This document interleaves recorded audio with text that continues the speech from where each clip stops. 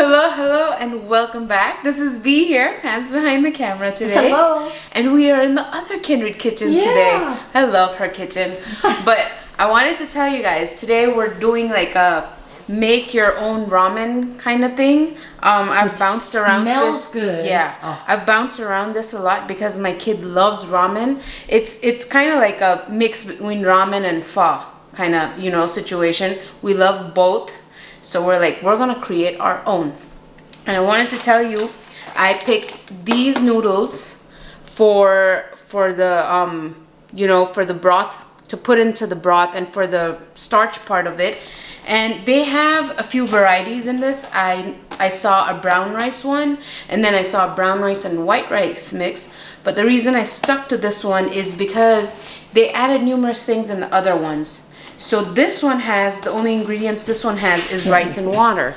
So that's why I was like, I'm gonna stick with this one. Yeah. The other ones had like some sort of starch added to it. Like the ingredients just went longer. So I was like, I'm gonna stick with this because it's least ingredients. And that's the brand that the Thai Kitchen, those rice noodles, that's the brand that we use here. My son likes those. Yeah. They're quick to cook up. He can make his own. They cook up in 4 minutes, so it's not long. So I have cooked up some, and I gotta tell you, Pam has some pretty cool tongs. Like, look at that.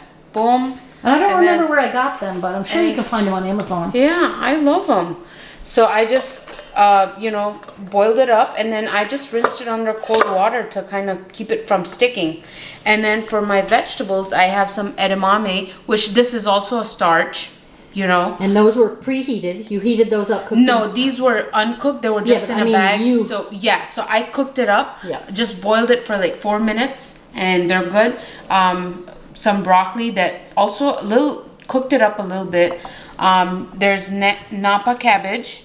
If you haven't tried Napa Cabbage, it's really try good. it. It's really good. I don't know. It's a cross between like a cabbage and a cauliflower. Almost has a little bit of a peppery taste or something. Does. It's delicious. And I'm sure if you saute it, it'll taste better.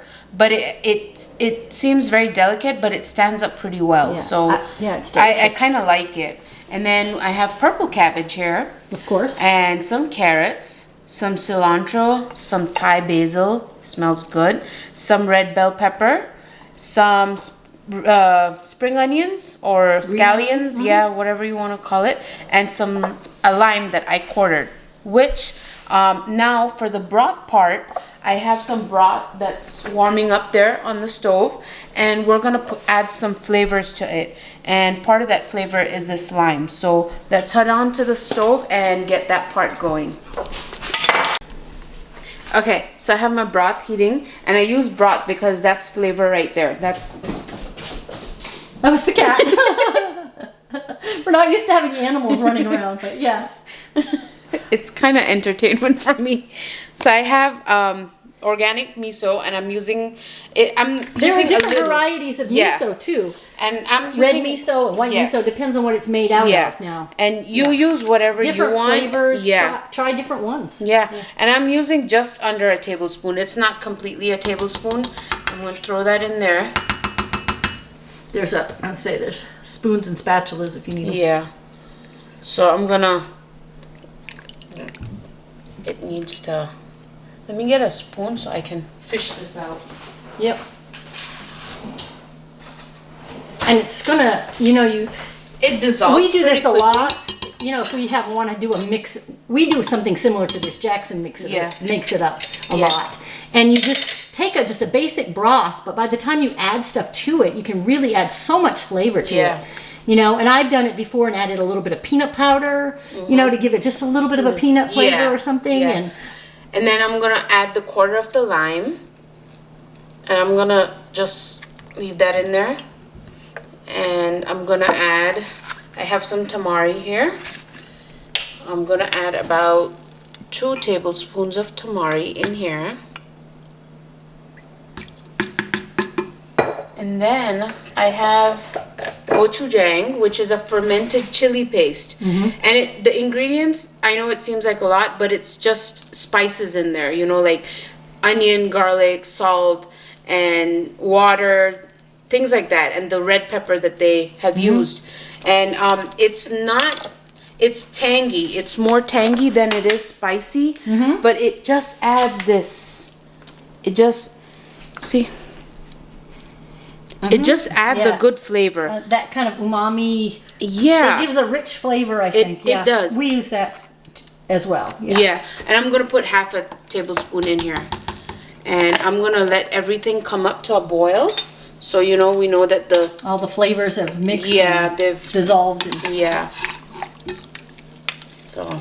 And the miso will add a little bit of that salty umami flavor too. Exactly. And you have the tamari in there. So So I haven't added any salt to this, and there's no salt on the vegetables. And because we added the miso and the tamari, I'm not gonna add salt. But what I usually suggest to my kids is that if they need salt, if they feel like they need salt, they usually just put it on top and mix it all together and have it. Yeah. So that's how I prefer it. That way everyone gets their salt how they like it, you know. And I know that this type of a recipe is really good for what you have in your refrigerator. Yes, absolutely. You know, if you've got zucchini in there, cut them up, cook them up for a minute or two, and add that. If you've got whatever. Yeah, you know, any vegetable you like, you have. Vegetables that are kind of wrinkling up and you're trying to get rid of. You could whatever. Yeah, you could throw in whatever. You could cook them up. You could throw them in. If you don't have rice noodles, use rice. Exactly. If you don't have rice noodles. I also saw when I was shopping for these noodles, they had the ramen wheat noodles, like, you know, the typical ramen ones, and the only ingredients were wheat and water, which if that's what you want, go for that. I like the rice noodles. I prefer to go towards that. They even have the thin ones and they have the thick ones, so whichever, you know. And my son makes his own miso soup a lot.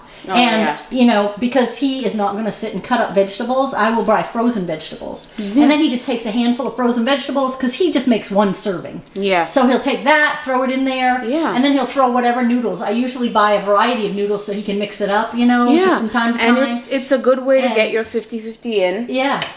The weather is kind of overcast. You know, so, you know, when you want comfort, this is one of those dishes, like, you know, and a good way to get kids involved, like, you put that out there and let them pick whatever veggies they want in there.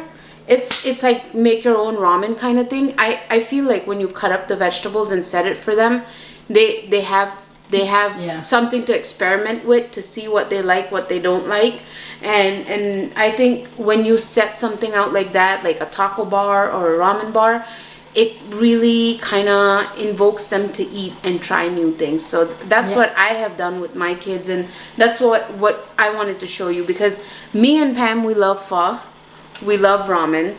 You know, if we find a decent vegan place that sells, we definitely go in to try these things. Yeah. So and we usually get the tofu. We leave the tofu out and we go for extra veggies, you know.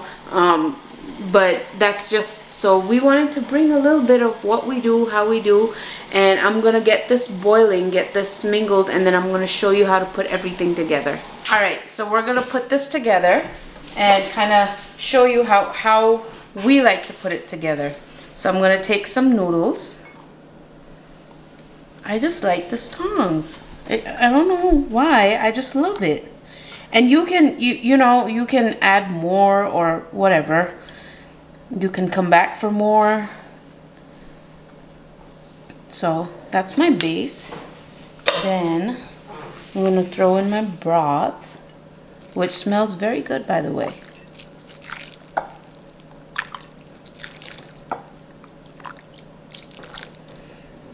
And then I'm gonna start throwing my veggies in. Yeah. You know. And so this is where I think it benefits kids, because if they're actively involved with picking the vegetables and then putting them into their plate, they're more likely to try it and eat it. Yeah. You know, rather than just having you serve them a plate of something. Exactly. And you make it look pretty, and you can talk about the vegetables. And the colors. As you get into summer, you can grow your vegetables. And throw some cilantro. Some bell peppers. And you can't forget the Thai basil. Smells so good. And then once you break it up, it's going to smell even better. Yeah. And they should make a perfume out of this. I know, right? Wonder what would be attracted. It would probably have animals or something. I don't know. It smells really good. And then the green onions. The green onions. And then you want to squeeze a lime. And you want to throw it in there. And look, it looks so pretty. There you have it. Yeah. And it's perfect for this. It's kind of a chilly, dreary day. Yeah, it is. You know? And it's perfect. So it's like comfort food. Yeah. So, and you make it however you want. You add the veggies. I like the crunch of the purple cabbage and then the slight peppery taste of the Napa cabbage. I think it works perfect. So this is how we like to zhuzh up our ramen bowl. Tell us how you like it. Don't forget to like, share, subscribe, and leave a comment down below if you've tried the recipe. If you've not, make sure to try it. And we will see you back here again next week. Bye for now. Bye.